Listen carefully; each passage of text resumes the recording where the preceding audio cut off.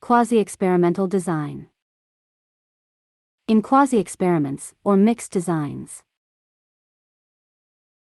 investigators do not randomly assign participants to control and experimental groups but instead make use of groups that already exist in the world at large. Gurdon and Kabakov, 2011.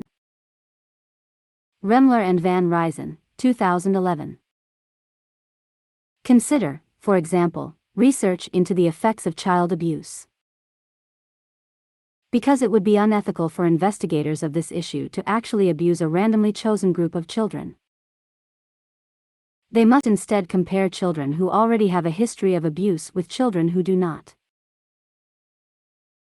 Such a humane strategy is, of course, preferable, but at the same time, it violates the rule of random assignment and so introduces possible confounds into the study.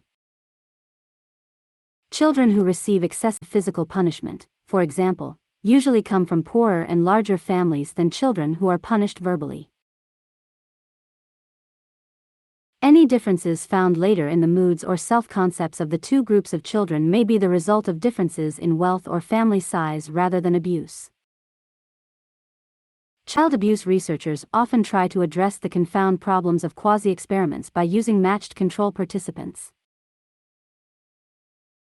That is, they match the experimental participants with control participants who are similar in age, sex, race, number of children in the family, socioeconomic status, type of neighborhood, or other characteristics. For every abused child in the experimental group, they choose a child who is not abused but who has similar characteristics to be included in the control group. When the data from studies of this kind show that abused children are typically sadder and have lower self-esteem than matched control participants who have not been abused, the investigators can conclude with some confidence that abuse is causing the differences.